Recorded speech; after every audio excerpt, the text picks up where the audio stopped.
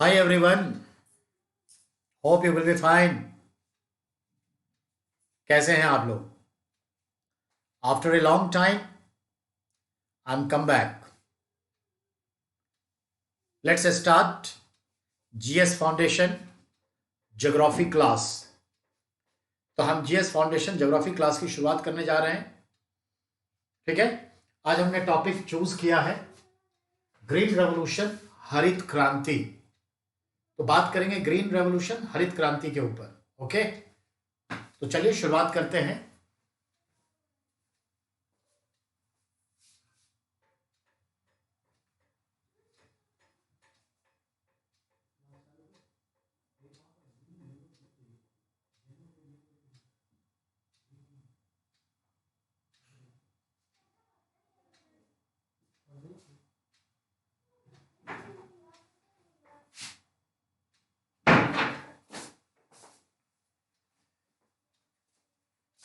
Let's start. First of all मैं आपको बताना चाहूंगा ग्रीन रेवोल्यूशन यानी हरित क्रांति, और हमारा फोकस आज इसी पे है. ये एग्रीकल्चर रिलेटेड टॉपिक्स हुआ, पर हम फोकस कर रहे हैं ग्रीन रेवोल्यूशन के ऊपर. ठीक है, थोड़ा सुनिए. हमारे अमेरिका के एक ओरिजिन सर नॉर्मन बरलॉग हुए, जो मैक्सिको के रॉक फील्ड एग्रीकल्चर फार्म पर साइंटिस्ट थे, कृषि वैज्ञानिक थे. Sir Norman Borlaug. Second world war समाप्त हो चुका था. पूरी दुनिया में भूख से लोग मरे जा रहे थे. That was a great era of starvation. भूखमरी से लोग मर रहे थे. अफ्रीका, लैटिन अमेरिका, एशिया के देशों में तो कुछ ज्यादा ही. ऐसे में यूनाइटेड नेशन ऑर्गेनाइजेशन ने यह तस्दीक किया कि हमें कुछ ऐसे वैज्ञानिक चमत्कार करने चाहिए जो खाद्यान्न उत्पादन को बढ़ा दे. फूड टेक्नोलॉजी में कुछ काम करना चाहिए. कल्टीवेशनल आइडियाज को बढ़ाना चाहिए. फूड प्रोडक्शन बढ़ना चाहिए. दुनिया में कोई भूखे ना सोए, ना भूखे मरे. फूड सिक्योरिटी चाहिए, खाद्य सुरक्षा चाहिए. इसी को ध्यान में रखकर हमारे मिस्टर नॉर्मन बरलॉग ने, जो अब नहीं है, 2012 या 13 में डेथ कर गए, तो उन्होंने गेहूं के बीज पर कुछ रिसर्च किए, टिश्यूज कल्चर किए, जेनेटिक मॉडिफिकेशन किया, क्रॉस ब्रीडिंग की, और कुछ संकर नस्ल के गेहूं के किस्म तैयार किए. और उस गेहूं के नए वैरायटीज के साथ इन्होंने खेतों में इसका प्रयोग किया. सिंचाई व्यवस्थित किए, इरिगेशन फैसिलिटीज को बढ़ा दिया, मशीन का ज्यादा से ज्यादा प्रयोग किया, फर्टिलाइजर्स, केमिकल फर्टिलाइजर्स का इस्तेमाल किया, रासायनिक उर्वरक, कीटनाशी का प्रयोग किया, पेस्टिसाइड्स, खरपतवार नाशी, वीडीसाइड्स. ठीक है, और उन्नत किस्म के बीज तैयार किए. तो HYVP, mechanisation of agriculture, chemical fertilisers using pesticides, weedicides. ठीक है, याद रखिएगा. तो pesticides, weedicides, fertiliser 3, mechanisation 4, irrigation 5, और छठा उन्नत किस्म के बीज तैयार करना, high yield variety seeds programme. इन 6 को इन्होंने बड़े अच्छे से टाइम मैनेजमेंट के साथ अपने इस फार्म हाउस में ग्रो किया, कल्टीवेट किया. नतीजा उम्दा आया, 3 गुना ज्यादा पैदावार हाथ लगा. यूएनओ ने इसे कहा इट इज ग्रीन रेवोल्यूशन. यह हरित क्रांति है. और मिस्टर नॉर्मन बरलॉग को एक ऑनरशिप मिल गया, you are father of green revolution worldwide. तो वैश्विक स्तर पर उन्हें हरित क्रांति का पिता, जनक, प्रणेता कहा जाता है, father of green revolution. So green revolution is a combination of this 6 type of program. ठीक है, ये काम उन्होंने किया। सवाल, who is considered father of green revolution? You know better, sir Norman Borlaug, Mexican agriculture scientist, origin from USA. क्या किया उन्होंने? गेहूं के कुछ उन्नत किस्म के बीज तैयार किए। दुनिया को भूखमरी से निजात दिलाने के लिए किसने एक बड़ा काम किया? इन्होंने किया। अब आइए भारत के संदर्भ में।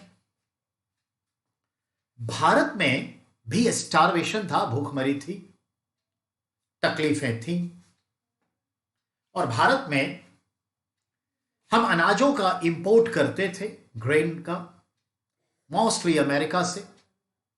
और अमेरिका पीएल 480 के तहत कुछ गेहूं के किस्म जो बहुत ही रेडिश हार्ड होते थे, अगर आप रोटी तुरंत खा लिए 10 मिनट के अंदर तो ठीक है, वरना पापड़ बन जाता था, ऐसे गेहूं होते थे। गेहूं के साथ बहुत सारे वीड्स, खरपतवार भी होते थे। उसी गेहूं के बीज के साथ बहुत सारे खरपतवार भी भारत आए, जिनको हम गेहूं का मामा कहते हैं। ये नाम है हिंदी में, गेहूं का मामा। बिल्कुल गेहूं जैसा ही बढ़ेगा, पर दाने गेहूं जैसा नहीं होगा। इसको हमारे बुजुर्ग लोग कांग्रेसी घास कहते हैं, क्योंकि कांग्रेस के जमाने में बीज के साथ इंपोर्ट हो गया और भारत में फैल गया। पीछे पीछे मोनेसेटा कंपनी खरपतवार नासी लेके आ गई। कहने का मतलब कांग्रेसी घास, गेहूं का मामा, ये भी आया। तो बड़ी कष्ट होता था, बहुत कड़ी शर्तों पर देता था। हमारे शास्त्री जी हुए, प्राइम मिनिस्टर, और उन्होंने कहा कि समय आ गया है, जय जवान जय किसान। तो हमारे जवाहरलाल नेहरू ने 1962 में जय जवान कहा, इन्होंने 66 में जय किसान कहा, और 1998 में हमारे वाजपेयी जी ने जय विज्ञान कहा, और 2016 में हमारे मोदी जी ने कहा जय, याद है ना, क्या कहते हैं वो, जय जवान जय किसान जय विज्ञान। और इन्होंने क्या कहा, बड़ा अच्छा, मैं भूल रहा हूं, तो इन्होंने ये नाम जोड़ दिया। तो कहने का मतलब है कि इस तरह से आगे बढ़ते चलेंगे। अब आइए, अब सवाल, भारत के एक हुए एमएस स्वामीनाथन, बर्थ केरल में हुआ, मद्रास में उनका जीवन चला, कटक राइस रिसर्च सेंटर के डायरेक्टर बने, फिलीपींस के मनीला में वर्ल्ड लेवल पे जो राइस रिसर्च सेंटर है उसके डायरेक्टर बने, बहुत बड़े कृषि वैज्ञानिक बने। इनको हमने भेजा कि यू हैव टू गो, और नॉर्मन बोरलॉग साथ रहे, उनसे सब कुछ सीख कर आए, और भारत की फूड सिक्योरिटी के ख्याल से इन्होंने काम करना शुरू किया भारत में, और भारत में हरित क्रांति को इन्होंने आगे बढ़ाया। और इसीलिए एमएस स्वामीनाथन को हम और आप कहते हैं father of green revolution in India, भारतीय हरित क्रांति के जनक। कौन? तो जवाब क्या मिलेगा? You know better, MS Swaminathan. He is alive, 90+ year के हो गए, अलाइव हैं, जिंदा है। तो वर्ल्ड लेवल पे नॉर्मन बोरलॉग, इंडिया में एमएस स्वामीनाथन। ठीक है, अब आइए मैं आपको बताऊं, ये तो हुआ हरित क्रांति क्या है, combination of 6 program. Who is considered father worldwide and who is considered father of green revolution in India, तो दोनों क्लियर हो गया। अब जो सवाल के दायरे हैं उसको समझिए। सवाल, भारत में पहली बार हरित क्रांति का जो प्रयोग हुआ, पायलट प्रोजेक्ट, 10 डिस्ट्रिक्ट में हुआ। बिहार के भभुआ भी एक डिस्ट्रिक्ट था, और 10 डिस्ट्रिक्ट में ये 1965-66 तक प्रयोग चला, 2-4 फसलों पे सफल रहा। फिर हमने इसे विधिवत रूप से 1966 में इंप्लीमेंट कर दिया। लेकिन 1966 में हमारा कोई 5 ईयर प्लान नहीं चल रहा था। It was not running any 5 years plan, that was 1 year plan. So जब हमारा 4th 5 ईयर प्लान बना, for 1969 to 1974, 1969 से 1974 के लिए चौथी पंचवर्षीय योजना आई। हमने उसमें ब्रॉडली, बड़े पैमाने पर हरित क्रांति की श्री गणेश शुरुआत कर दी। सवाल, किस वर्ष हरित क्रांति की शुरुआत हुई? 1966। किस पंचवर्षीय योजना से इसकी शुरुआत हुई? 4th 5-year plan. क्लियर? सवाल नेक्स्ट, हरित क्रांति जो है भारत में सर्वाधिक सफल किन फसलों में रहा? तो उसके डिसेंडिंग ऑर्डर में 3 क्रम है। डिसेंडिंग ऑर्डर में सबसे टॉप पे क्या रखेंगे? एज यू नो दैट, ऐसे कर लीजिए। सबसे टॉप पे हम रखेंगे गेहूं, व्हीट, राइस, चावल, मेज, मक्का। गेहूं, चावल, मक्का, गेहूं, चावल, मक्का। ठीक है, ये हुआ हमारा डिसेंडिंग ऑर्डर। सवाल, अब तक कितने स्टेज ग्रीन रेवोल्यूशन के हो गए भारत में? 3 stage, first, second, third.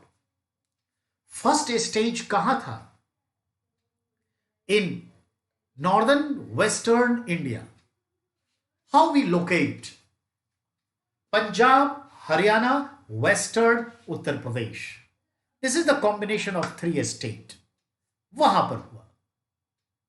General exams में 2 का कॉम्बिनेशन आएगा, पंजाब और हरियाणा।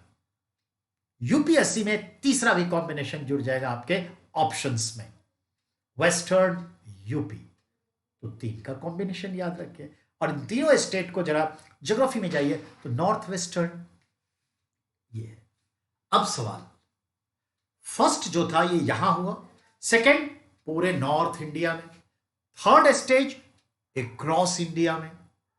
ये भी क्लियर। फर्स्ट स्टेज में हमने किस पर जोड़ दिया? ग्रेन, सीरियल्स, अनाज उत्पादन पे। सेकेंड स्टेज पे हमने किस पे जोड़ दिया? दलहन, पल्सेस प्रोडक्शन पे। तीसरे स्टेज में हमने जो जोड़ दिया ऑयल सीड्स, तिलहन उत्पादन पे। अनाज, दलहन, तिलहन। अनाज साइंस के अकॉर्डिंग सोचिए, कार्बोहाइड्रेट्स पे जोड़ दिया। दलहन प्रोटीन पे जोड़ दिया। तिलहन फैट्स, वसा पे जोड़ दिया। तो आपने देखा, पहले में कार्बोहाइड्रेट, पहले पेट भरेंगे, भूख लगी है। दूसरे में प्रोटीन, बैलेंस डाइट की शुरुआत। तीसरे में रिचनेस यानी फैट्स। तो ये भी दिमाग में रखना है, first, second, third, carbohydrate, protein, fats. ठीक है, number of 3 states, all north India and then across India. ये भी ध्यान में रखना है।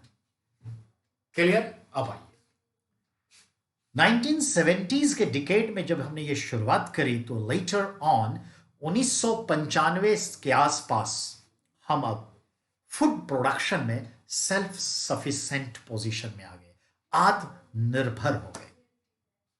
लेकिन साथ साथ ये जो 6 प्रोग्राम थे, इरिगेशन, HYVP, उन्नत किस्म के बीज, मशीनों का अधिकांश प्रयोग, ठीक है, और पेस्टिसाइड्स, वीडीसाइड्स और chemical fertilizers. All these are combinationally we have to use for the high productivity, so we maintain food security but lack of nature. हम क्या किए? इकोसिस्टम को खोते चले गए। क्या मतलब? फर्टिलाइजर्स, पेस्टिसाइड्स, वीडीसाइड्स, ये तीनों क्या है? आप समझ सकते हैं, टॉक्सिक, जहर है। ज्यादा केमिकल फर्टिलाइजर जमीन को बंजर बनाएगी। खरपतवार नाशी, पेस्टिसाइड्स, ये सब बहुत सारे हमारे इकोलॉजिकल जो ग्रास सिस्टम था खत्म हो गया। कीड़े मकोड़े, केचुए, बहुत सारे पक्षी जो इन सब चीजों पर जिंदा रहते, वो डैमेज, मरते चले गए। इकोसिस्टम इम्बैलेंस होता चला गया। पानी का इतना एक्सप्लॉयटेशन करके दोहन किया, ग्राउंड वाटर टेबल नीचे चला गया। फर्टिलाइजर्स, वीडीसाइड्स, पेस्टिसाइड्स का इस्तेमाल कर करके हमने इन सारे खतरनाक रसायनों को, केमिकल्स को धरती के नीचे पानी तक पहुंचा दिया। ग्राउंड वाटर कॉन्टेमिनेटेड, यानी टॉक्सिकेट कर गया। हमारा भूमिगत जल जहरीला हो गया। हमारे फसल जहरीले होते चले गए। वो तो थोड़ा थोड़ा सदियों से हम खा रहे हैं तो हैबिचुएट हो गए, लेकिन जहरीले हम होते चले गए। तभी तो हमारे एंटीबॉडीज मेडिसिन काम नहीं करती, और हाइयर बनाना पड़ता है। ये सब चीजें हैं, ये सब होता चला गया। हालात इतने बदतर होते चले गए कि हम समझ सकते हैं इकोलॉजी डैमेज हुआ, मिट्टी की उर्वरा शक्ति डैमेज हो गई, वाटर टेबल नीचे चला गया, कॉन्टेमिनेट हो गया, फसलों में जहर, अनाज में जहर, हमारे शरीर में जहर, हमारी माताओं के दूध में जहर। हम तो इस जहर को थोड़ा टॉलरेट कर लेते हैं, लेकिन जो नवजात बच्चे हैं, शिशु हैं, इनफैक्ट वो मां का दूध पिएगा तो जहर पिएगा, और वो इतना अभी टॉक्सिकेटेड प्रूव्ड नहीं है। नतीजतन डॉक्टर लिखने लगे 1995 के आसपास, मां का दूध ना पिलाएं, बेहतर होगा। क्योंकि हम तो अनाज खाते हैं और भैंस गाय को तो जनरली घास देते हैं, तो टॉक्सिकेशन उसके दूध में भी है, पर मिनिमाइजेशन है। याद रहे, इस टॉक्सिकेशन से हमारी माताओं को ब्रेस्ट कैंसर होने लगे, और सबसे ज्यादा ब्रेस्ट कैंसर पंजाब में ही है, दूसरे नंबर पे हरियाणा ही है, और तीसरे नंबर पे वेस्टर्न यूपी वाला पार्ट ही है। There are number of more reasons for breast cancer, but these are some primary reason. ठीक है, तो ये हमें मिला। फूड सिक्योरिटी तो हुई, पर फूड कॉन्टेमिनेट कर गया। फिर हमने सोचा अब क्या, तो हमने कहा कि इंडिया का जनसंख्या तो बढ़ रही है, रिसोर्सेस बढ़ानी पड़ेगी, और जमीन का तो लिमिटेशन है, तो हम ऐसी टेक्नोलॉजी का इस्तेमाल करें, ऐसे सीड्स तैयार करें कि ज्यादा से ज्यादा उपज दे, और हम इस तरह से कल्टीवेशन के बढ़ा दें। वही हुआ, और हमने कहा it is time for organic farming. अब जैविक खेती का समय है, केमिकल्स का इस्तेमाल बंद करें, क्योंकि हमारे पास नतीजे बुरे थे। हमने वही किया 1995, ठीक है, से हमने ऑर्गेनिक फार्मिंग की ओर कदम बढ़ाए, और इस 25 वर्षों में ऑर्गेनिक फार्मिंग अब एक पहचान बन गई, ब्रांड बन गया। लोग काफी मात्रा में कर रहे हैं, हमारे बड़े बड़े लोग इसको कर रहे हैं। तो ये चीजें, लेकिन इंडिया के फूड सिक्योरिटी का क्या? तो कहा अब ऐसी जगह ग्रीन रेवोल्यूशन करिए जहां पे ये टॉक्सिकेशन मिनिमाइज रहे। तो हमने देखा पूरब, अभी तो हम लोकेट करते थे पश्चिम भारत में, पूरब, और पूरब भारत में वर्षा ज्यादा होती है, पानी लॉजिंग होती है, लगी रहती है, तो धान का पैडी कल्टीवेशन अच्छा है।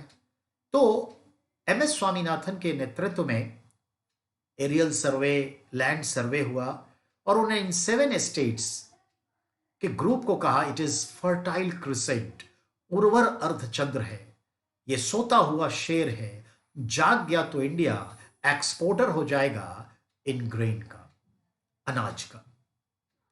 ये राज्य है वेस्टर्न यूपी, तो इधर आ गया ईस्टर्न यूपी, पूर्वी उत्तर प्रदेश, छत्तीसगढ़, उड़ीसा, झारखंड, बिहार, वेस्ट बंगाल, असम। ये जो मैदान है गंगा और ब्रह्मपुत्र का, दामोदर का, हुगली का, महानदी का, ये बड़ा उपजाऊ जमीन है, और दिल्ली से देखिए तो हाफ मून के शेप में ये नजर आएगा। नतीजा, हमने इसी बात पर गौर किया और कहा कि चलो, तो सेकेंड ग्रीन रेवोल्यूशन 2009 में स्टार्ट हुआ, 2009-10, 200 करोड़ रुपए की फंडिंग से धान की खेती पर बल दिया, राइस कल्टीवेशन, क्योंकि ये एरिया फ्लड प्रोन है, नई जलोढ़ मिट्टी, न्यू एलुवियल सॉइल हर साल बाढ़ की वजह से बिछ जाती है, फर्टिलिटी बनी रहेगी, टॉक्सिकेशन मिनिमाइज होगा, वाटर टेबल बहुत हाई रहता है, ground water table, toxications finally flowed away to ocean, तो यहां पर असर कम पड़ेगा और उत्पादन बढ़ेगा। तो 2009-10 के फाइनेंशियल ईयर से हमने अपना शुरुआत करी second green revolution, focused on rice cultivation in these 7 states known as Fertile Crescent. Clear? It is rice cultivation. But in 2014-15, Mr. Modi, as a Prime Minister of India, added some more valuable assets like that. धान की खेत में पानी होते ही है, तालाब बहुत है ही वहां, पानी की समस्या नहीं है, तो why not we have to be use fishing, fisheries, मछली पालन क्यों ना करें, तालाब में मुर्गी पालन क्यों ना करें, बत्तख पालन क्यों ना करें। तो हमने हैचरीज, मुर्गी पालन, बकरी गौट पालन मतलब मांस, फिर हमने दलहन, दलहन की खेती बहुत होती है इस जगह पे। दलहन क्या है? प्रोटीन। मांस क्या है? प्रोटीन। मछली क्या है? प्रोटीन। तो राइस क्या है? कार्बोहाइड्रेट। तो कार्बोहाइड्रेट के साथ हमने प्रोटीन को जोड़ दिया 2014-15 में, और इसमें आगे बढ़ गए हम, और चल रहा है। फर्स्ट भी चल रहा है, सेकेंड ग्रीन रेवोल्यूशन भी चल रहा है। समझ में आई बात? और इंडिया का फूड सिक्योरिटी देन, अब हम एक्सपोर्टर के रूप में भी जाने जाते हैं, यू नो बेटर। तो ये चीजें हैं, तो याद रखिएगा, it is called the green revolution. तो अब हाईलाइट कर रहा हूं ग्रीन रेवोल्यूशन को, गौर से सुनिएगा।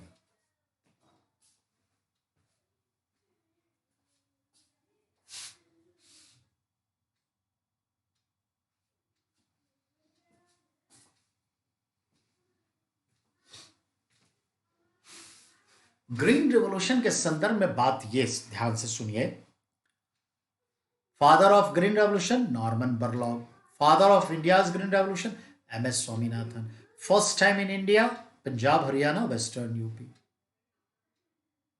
First focused on carbohydrate grain, second pulses दलहन, थर्ड फैट्स लिपिड तेलहन oil seeds, remain success in descending wheat, rice, maize, मक्का, corn. ठीक है? The second green revolution, as you know, in eastern India, in this 7 state, known as Fertile Crescent, for paddy cultivation. Along with paddy cultivation, I mean carbohydrate, along with carbohydrate, protein. तो ये चीजें हैं, ये याद रखिएगा। Highlighted question की मैंने बात की, ठीक है? So I am talking about green revolution, it is finished. अब हम थोड़ा सा आगे बढ़े, थोड़ा सा कॉमनाइज करें, ठीक है? Just 2 minutes.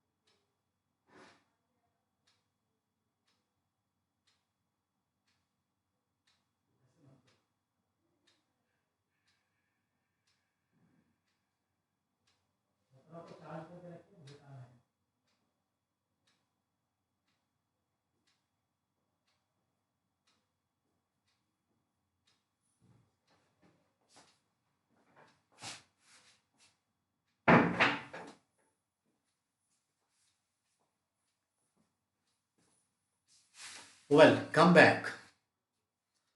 Harit Kranti Green Revolution finished. But there are number of revolution और ये हम सब जानते हैं, छोटे छोटे क्वेश्चंस हैं, देयर इज नो कॉन्सेप्ट, कोई कॉन्सेप्ट नहीं है, लेकिन हाँ, एक तो ग्रीन रेवोल्यूशन ये हुआ, एक शब्द है रेनबो रिवॉल्यूशन, इंद्रधनुषी क्रांति। तो रेनबो रिवॉल्यूशन का संदर्भ ध्यान दीजिए, डिफरेंट क्रॉप्स का प्रोडक्शन को बढ़ाना, इसको एक नाम दे दिया गया रेनबो रिवॉल्यूशन। जैसे रेनबो में 7 कलर्स होते हैं, वैसे इन कलर्स को हम मिला के कहते हैं rainbow revolution. It means different type of crops cultivation, बस ये हो गया रेनबो रिवॉल्यूशन। फिर लेते हैं green revolution separately. What this green revolution? Bamboo production. You know bamboo, बांस का कलर जनरली क्या होता है? ग्रीन। तो बांस के उत्पादन को बढ़ाना, तो बैम्बू कल्टीवेशन के लिए हम ग्रीन रेवोल्यूशन यूज करते हैं। भारत में बांस उत्पादन में चाइना इंडोनेशिया के बाद बड़ा स्थान रखता है। हम एक्सपोर्टर थे, पर अभी कुछ वर्षों में इंपोर्टर हो गए, क्योंकि हमारे यहां कंस्ट्रक्शन बढ़ गया, कंजप्शन बढ़ गया, प्रोडक्शन तो घटता चला गया, तो हम इंपोर्टर बन गए जहां एक्सपोर्टर थे। बैम्बूज की लाइफ 100 से 125 वर्ष होता है, और 100-125 वर्ष में उसमें फूल निकलते हैं, और उसके बाद बांस का पेड़ खत्म हो जाता है। वैसे तो कहेगा सर 3 से 5 साल बांस का होता है, वो पूरा का पूरा जो झुंड होता है वो पूरा 125 साल जिंदा रहता है। और बांस घास है, लॉन्गेस्ट ग्रोथ इसी का है, with in 24 hours 16 inches growth है, जो यूनिक है वर्ल्ड में। खैर, तो अब हम इस पे फोकस कर रहे हैं। हमारे इंडिया के नॉर्थ ईस्ट में बैम्बू प्रोडक्शन सबसे ज्यादा होता है। चलिए, ये बात हो गई। अब आते हैं बैम्बू के ग्रीन रेवोल्यूशन के बाद रेड रिवॉल्यूशन। लाल टमाटर भी होता है, लाल मांस भी होता है। तो फ्लैश यानी मांस और टमाटर से जुड़ा है हमारा रेड रिवॉल्यूशन, लाल क्रांति। पिंक, प्याज का रंग पिंक माना जाता है, तो पिंक रेवोल्यूशन का मतलब भी दो है। पहले प्रायोरिटी हम देंगे पिंक रेवोल्यूशन, इसका मतलब होगा प्याज का उत्पादन, अनियन प्रोडक्शन। ठीक है, अब आइए, पिंक जो गाय बैल के मांस होते हैं वो पिंकिश थोड़ा कलर होता है, इसलिए उसको भी कहते हैं पिंक, पर उससे कोई लेना देना नहीं है, पूछेगा ये बीफ जिसे कहते हैं। तो चलिए, अब आइए अगला, व्हाइट रिवॉल्यूशन, दूध यानी मिल्क प्रोडक्शन। मिल्क में 2007 तक सबसे बड़ा उत्पादक अमेरिका था, हमने उसे पीछे छोड़ते हुए 2007 के बाद यानी 8 से हम सबसे बड़े लार्जेस्ट प्रोड्यूसर हो गए मिल्क का। इसके बावजूद भी 350 ग्राम के आसपास प्रति व्यक्ति उत्पादन भारत में मिल्क है। पॉपुलेशन हमारा बहुत ज्यादा है, और तब से हम नंबर 1 पे हैं, अमेरिका नंबर 2 पे। With in the India the UP is number 1 state in milk production. Milk production के संदर्भ में देखें हम, तो उसके लिए हमने एक व्हाइट रिवॉल्यूशन नाम दिया, श्वेत क्रांति। श्वेत क्रांति को बढ़ाने के लिए हमने ऑपरेशन फ्लड चलाया, यानी दूध की बाढ़ हो जाए, नदियां बहा दे। ऑपरेशन फ्लड के तहत हमने एक organisation, India's first milk cooperative society की स्थापना की, दुग्ध सहकारी समिति, और उसका नाम रखा अमूल, AMUL, अमूल, आनंद मिल्क यूनियन लिमिटेड। 1970 में। कहां? गुजरात के मेहसाना डिस्ट्रिक्ट के आनंद तहसील में, इसलिए नाम है आनंद मिल्क यूनियन लिमिटेड। इसके फाउंडर डायरेक्टर हुए वर्गीस जे कुरियन। इन्होंने अपने रहते हुए 2007 तक भारत को नंबर 1 पे ला दिया मिल्क प्रोडक्शन में, और अमूल एक वर्ल्ड लेवल का ब्रांड बन गया। और नंबर ऑफ डेयरी प्रोडक्ट्स, तो अमूल सबसे बड़ा ब्रांड है भारत का, नो डाउट, वर्ल्ड लेवल का ब्रांड है, नो डाउट। और वर्गीस साहब जो है हमारे, वो नहीं रहे, 2012 में गुजर गए। तो वर्गीश कुरियन जी को हम कहते हैं father of milk man of India, Bharat के दुग्ध पुरुष, मिल्क मैन ऑफ इंडिया इनको हम कहते हैं। Father of white revolution Kurien साहब को कहते हैं। फादर ऑफ ऑपरेशन फ्लड उन्हीं को कहते हैं। And milk man of India उन्हीं को कहते हैं। तो ये काम है, ये भी हम समझ गए। ठीक है, चलिए अब हम बात करते हैं। एक फिल्म बनी थी मंथन, अमूल के सक्सेस स्टोरी पर। श्याम बेनेगल ने इस पिक्चर को बनाया था।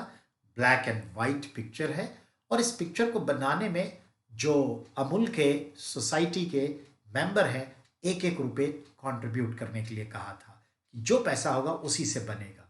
बेहतरीन मूवी बनी थी। ये बैंक पीओ में भी सवाल आ चुका है। तो चलिए, व्हाइट रिवॉल्यूशन, पिंक हो गया, रेड हो गया, येलो रिवॉल्यूशन, पीत पीला क्रांति, सरसों पीला होता है, तेल पीला होता है, मस्टर्ड ऑयल पीला होता है। तो हमने तिलहन उत्पादन, स्पेशली सरसों के उत्पादन, मस्टर्ड में कह दिया क्या, येलो रिवॉल्यूशन। ठीक है, फिर आइए ब्लू, समंदर का पानी ब्लू और मछली पकड़ना। ब्लू रिवॉल्यूशन यानी फिशिंग, फिशरीज, मछली उत्पादन को बढ़ाना, समुद्री मछली खास करके। अब आइए ग्रे रिवॉल्यूशन। तो ग्रे के लिए हम देखते हैं दो चीजों पर बनता है। जो एल्गी होता है, शैवाल, समुद्री शैवाल, वो भी बड़ा फूड है, तो उससे रिलेटेड हमने कहा ग्रे प्रोडक्शन। ठीक है, ये भी बात सही है। फिर आते हैं ब्राउन रिवॉल्यूशन। तो ब्राउन रिवॉल्यूशन जो केमिकल फर्टिलाइजर्स है, उसको हमने कहा उत्पादन को ब्राउन रिवॉल्यूशन, भूरी क्रांति, केमिकल।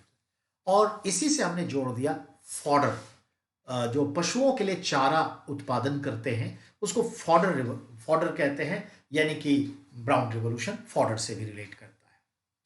अब इसके बाद आ जाते हैं सिल्वर रिवॉल्यूशन, रजत क्रांति। रजत क्रांति का क्या संदर्भ है, तो रिमेंबर, जो अंडा होता है, एग, बॉईल करने पर थोड़ा सिल्वर कलर का ले लेता है। अगर आप अंडे को फोड़े तो जो जर्दी दिखती है उसके ऊपर का जो होता है, एल्ब्यूमिन कहते हैं उसे, एल्ब्यूमिन या जो भी है। तो याद रखना है रजत क्रांति, इसका तात्पर्य किससे रिलेट हुआ, तो अंडा उत्पादन से, एग प्रोडक्शन से, ये ध्यान में रखना। ठीक है, और इसमें हम भारत बहुत आगे है। एशिया का अंडों की टोकरी, आंध्र प्रदेश यानी हैदराबाद के आसपास का हैचरी इंडस्ट्री को कहते हैं, आंध्र प्रदेश को कहते हैं एशिया के अंडों की टोकरी। तो ये बात हो गई। अब आइए गोल्डन रिवॉल्यूशन, सुनहरी क्रांति। एप्पल प्रोडक्शन से गोल्डन रिवॉल्यूशन जुड़ा हुआ है।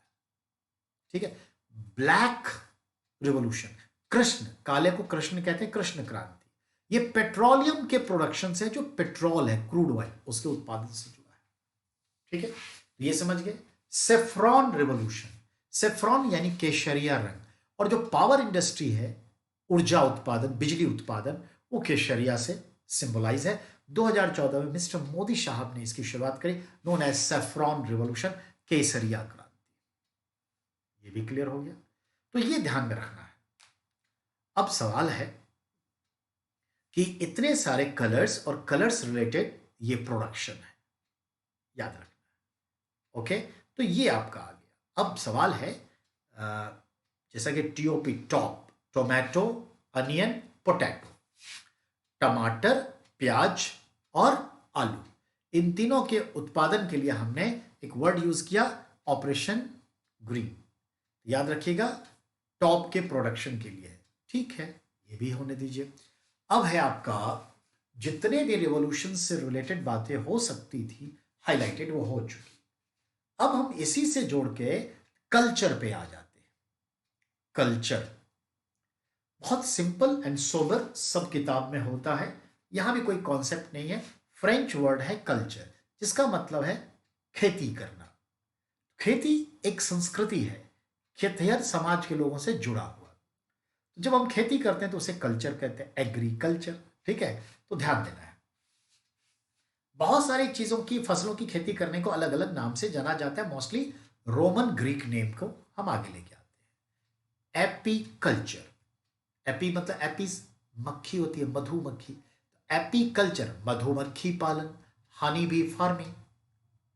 इसमें नंबर 1 अमेरिका है, इंडिया में नंबर 1 पंजाब है, देन जम्मू कश्मीर है, देन बिहार है हनी प्रोडक्शन। तो एपीकल्चर। अब आता है सेरीकल्चर, रेशम कीट पालन, सिल्क वर्म फार्मिंग।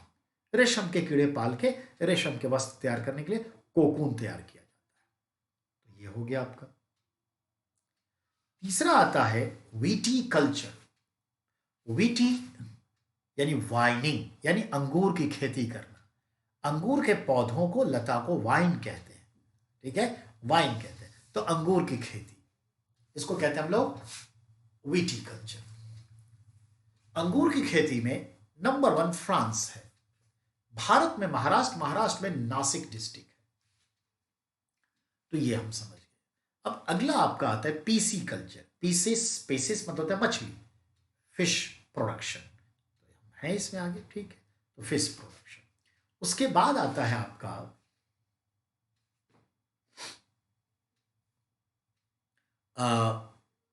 ओलेरी कल्चर। लता गुल्म वाले जो पौधे होते हैं ना, क्रीपर्स लाइक मटर है, घिया है, तोरी है, कद्दू है, खीरा है, कुकुम्बर है, लौकी है, बहुत सारी चीज़ें हैं, सब्जियां जो ओलेरी है। तो ओलेरी कल्चर यानी लता गुल्म वाले सब्जियों की खेती, यानी वेजिटेबल फार्मिंग।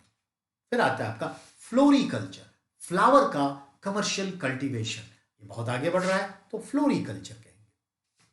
ठीक ऐसे ही सिल्वी कल्चर, ठीक है, सिल्वी कल्चर का मतलब है टिम्बर फार्मिंग, इमारती लकड़ियों की खेती करना, पेड़ लगाना फर्नीचर के लिए। तो इसको कहते हैं सिल्वी कल्चर, ठीक है। एक्वा कल्चर, एक्वा यानी वाटर, जल कृषि, जल से जो जो चीजों का उत्पादन करेंगे सब एक्वा कल्चर में आ जाएगा, ठीक है। तो ये आ गया। तो एक्वा है, सेरी है, ओलेरी है, हॉर्सी कल्चर। हॉर्स मतलब घोड़ा, अश्व पालन को हॉर्सी कल्चर। हॉर्टिकल्चर बागवानी करना, फलों की बागवानी करना, हॉर्टिकल्चर। आजकल एक सवाल करता है, वह दिल्ली सल्तनत का सुल्तान जो हॉर्टिकल्चर का प्रेमी था, तो क्या बोलेगा? फिरोज शाह तुगलक। ये ध्यान में रखना। तो चलिए ये भी हो गया। अब अगले पॉइंट पर आ जाइए।